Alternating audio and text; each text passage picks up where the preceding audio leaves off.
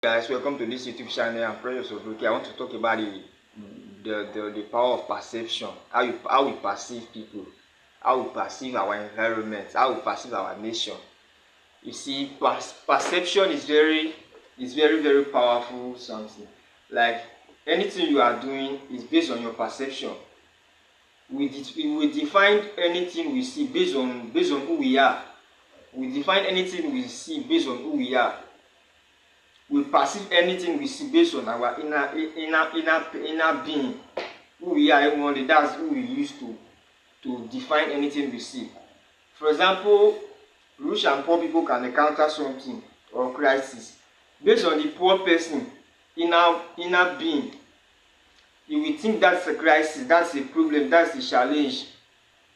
But based on the rich person, it will think differently in another perspective, that this is an opportunity for me to serve products. For example, there was a story I heard about two guys that went to India to study, and they saw people on the street. They were walking on barefoot. The first guy said, "Wow, look at these people. They are just walking on barefoot. They are poor. They are this." But the other guys, with rich perspective, he saw products, he saw slippers that is going to sell to the people.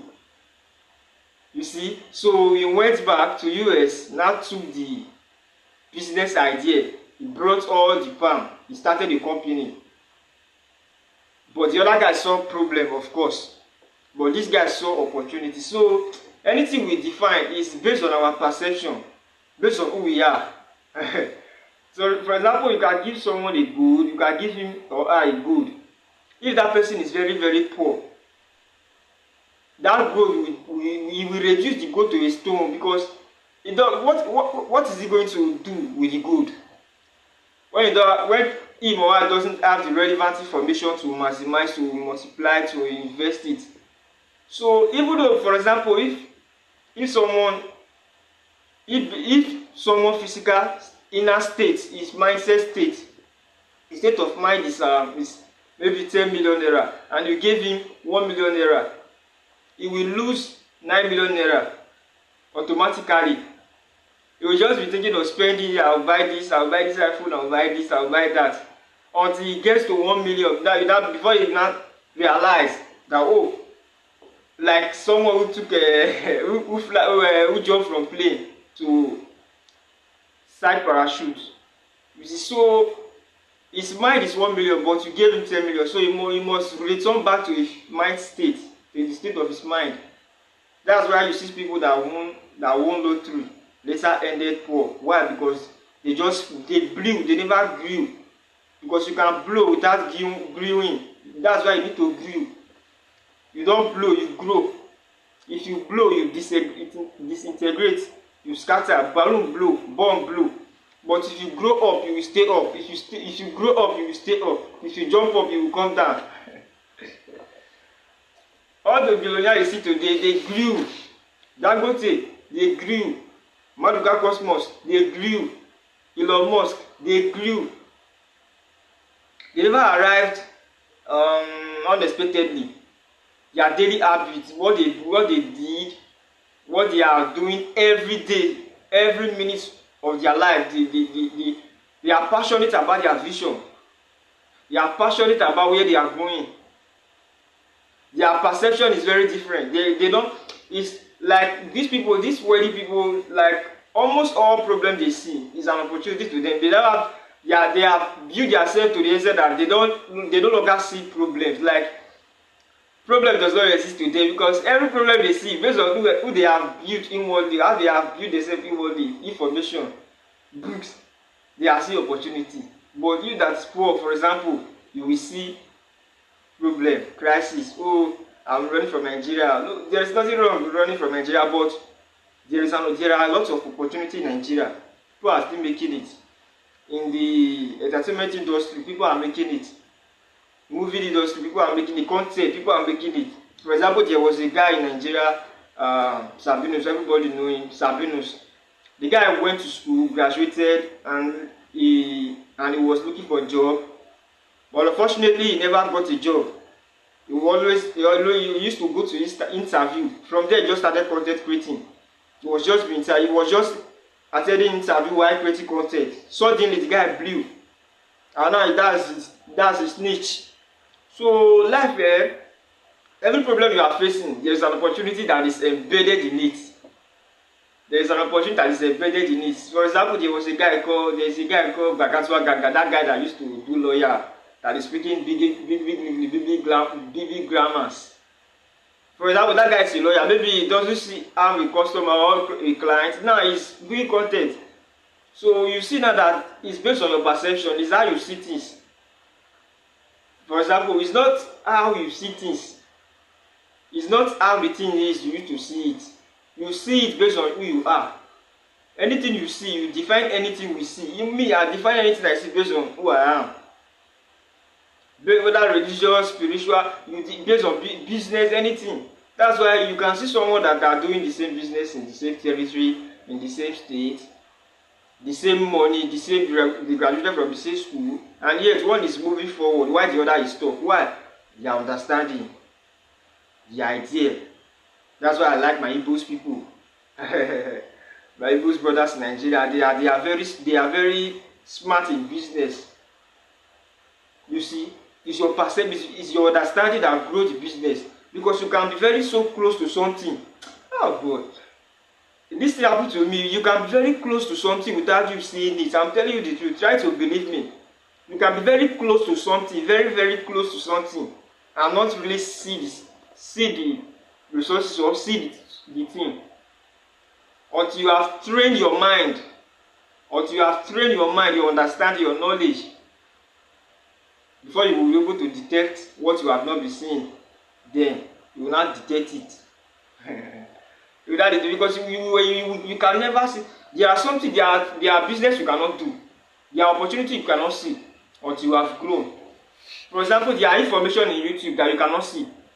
Not because they are not available, because you understand, because anytime you are going to TikTok, YouTube, any video that they are showing to you is because of who you are, what you used to watch, your habit. For example, there was a time when I was watching comedy all the time, watching football. They used to bring football content to me. Facebook used to bring it. YouTube used to bring it. But as time goes on, as I begin to transform, suddenly they began to create podcasts, business, seminar, books, audio books. I was like, wow. So that is who you are that determine what YouTube will give you to watch.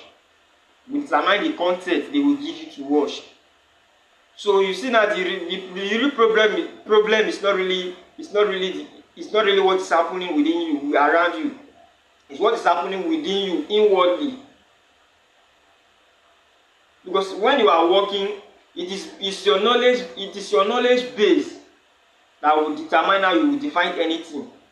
If you have not grown to an extent, there are some information, there are some opportunity you cannot maximize until you have grown. Before you will not detect, you will not see, wow. So this thing was even here, but I was not seeing. Yeah, because you have not grown then. You are still backward in your understanding. That's why one of the wisest men that ever lived, King Solomon in the Bible, he asked God for wisdom. Not fame, not power, not money, wisdom. Wisdom. Why? Because he knew that if I could be able to get wisdom from God, who created heaven and earth, that means there must be something that, there must be understanding that all the riches, everything must be attracted to me, because I now understand. Because the first thing you should seek for is understanding, the knowledge. Because there are way things work. That's why you need to know how things work. You need to, because if you don't know, people who know will rule over you. It's true. People who know will rule over the people who do not know. So therefore, before you embark on any journey, any field, you must study carefully, thoroughly about that field, about that expertise you want to go to. You must study very carefully. Any field you are going to, the first thing is not to sign contract, is to study. If you want to invest, for example, is to study. To study the investment, study the portfolio, study the passive active income, study the real estate. You must study then your portfolio, everything you must study before you will be able to invest, because your investment, your knowledge, it is your knowledge that determine your income. It is your knowledge, because if you are in, for example, if you are in an organization, for example, and you are earning 100,000 a month, 500,000 naira a month, it's based on your knowledge. If you grow from where you are, you will be promoted. You will become an MD, executive, senior executive. You will become an MD because you have grown. So it's not really what you are doing physically, it's who you are becoming. Your becoming is greater than your doing. You can do after you have become. You can do after you have become. Don't try to become before you can do. Don't try to do before you become. Become. Become. There is a verse in the Bible that says, as a man thinketh in his heart, so is he. Not so he will be. So it already is. So that means what you are thinking actually is who you really are, not really what you do.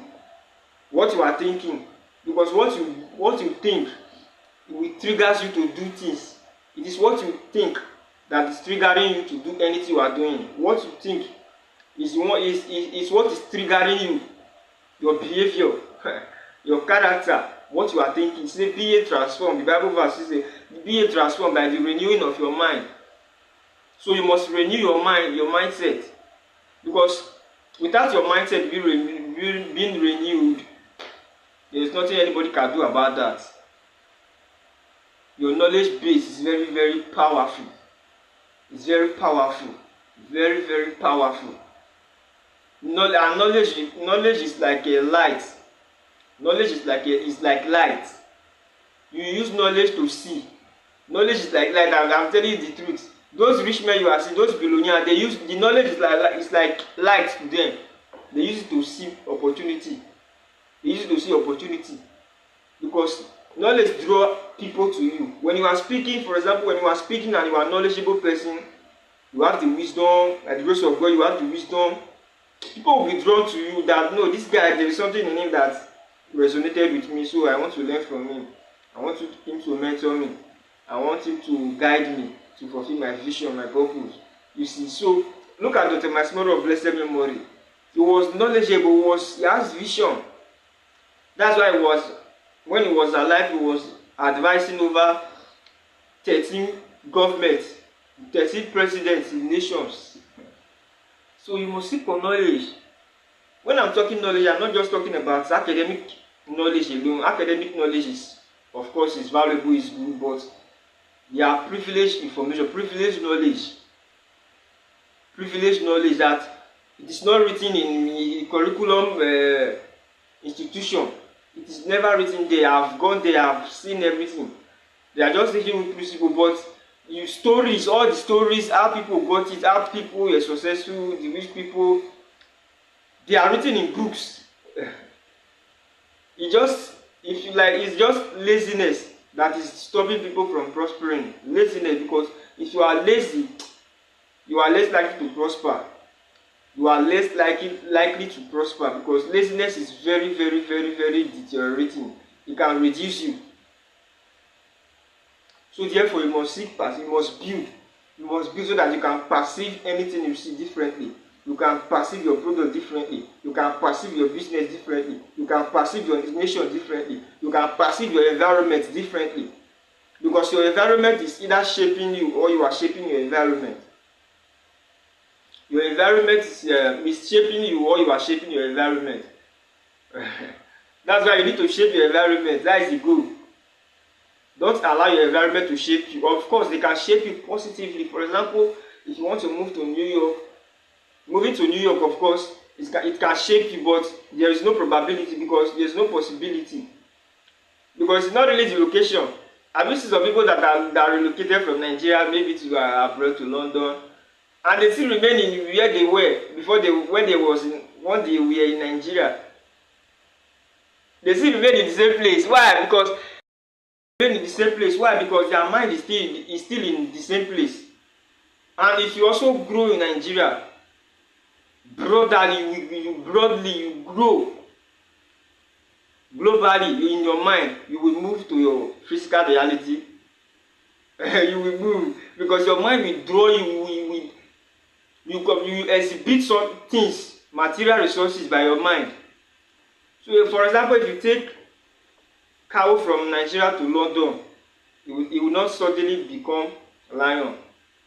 So if you take a cow or goat from Nigeria to London, it will still remain a goat. But if you also take lion from Nigeria to London, it will also remain a lion. So it's not really your body, your physical body. It's your mental state. It's your mental state. If you are gone mentally, it is gone.